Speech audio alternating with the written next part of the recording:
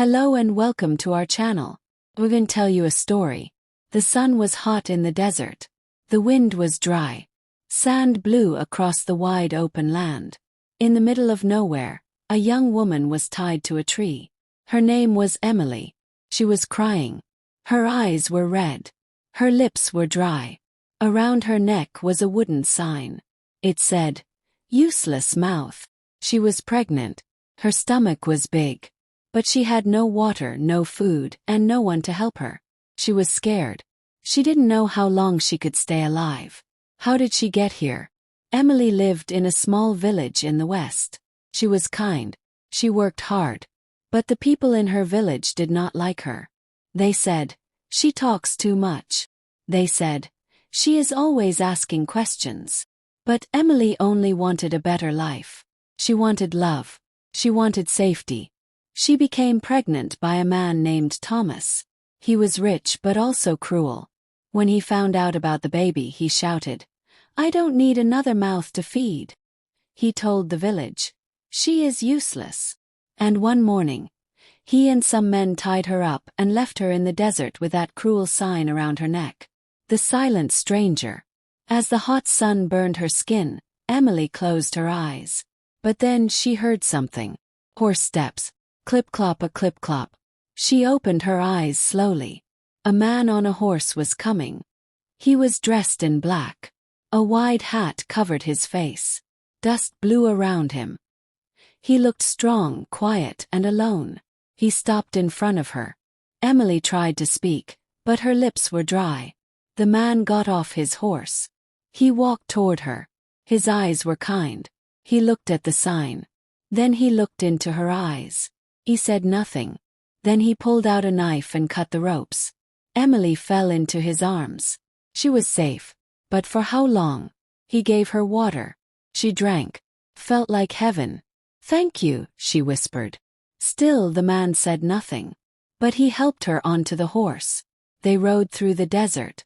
4 hours. Emily didn't ask where. She only knew she was away from that tree. Away from the hate. They came to a small cabin.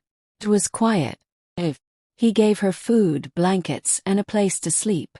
That night Emily cried. Not from fear but from hope. But the danger was not over.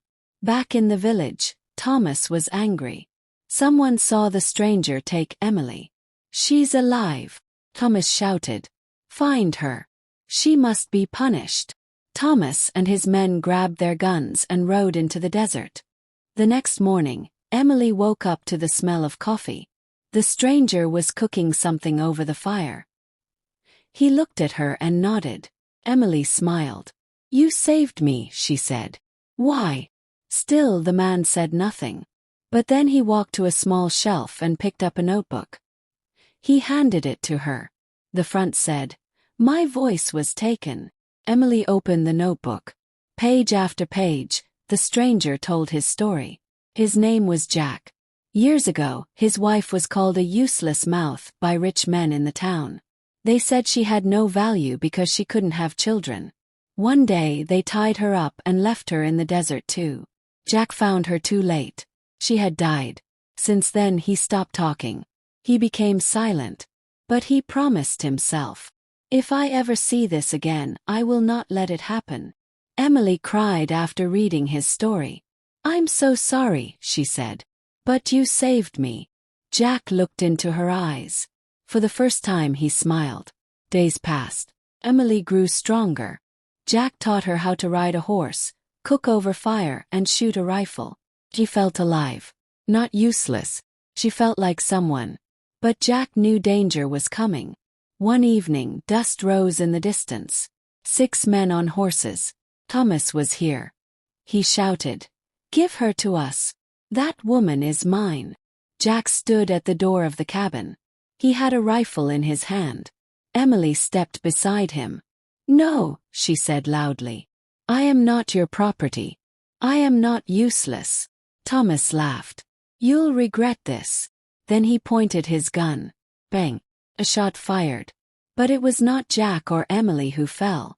One of Thomas's men dropped. Another shot. Another man fell. Jack was fast. He protected Emily like a storm protects a flower. The men ran. Thomas shouted, "This isn't over." But Jack aimed again. "This is over," Emily said. Thomas dropped his gun and fled. Peace at last. That night, Emily and Jack sat by the fire. The stars were bright. Emily took the wooden sign and burned it. "I am not useless," she whispered. Jack nodded. Then he did something surprising.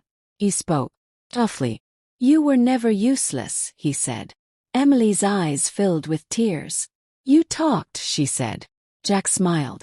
"You gave me my voice back." And Emily gave him a new life. I hope you enjoyed this story. Have you ever experienced? Share your stories with us in the comments below. Don't forget to like and subscribe for more stories and adventures. Thanks for watching, and we'll see you in the next video.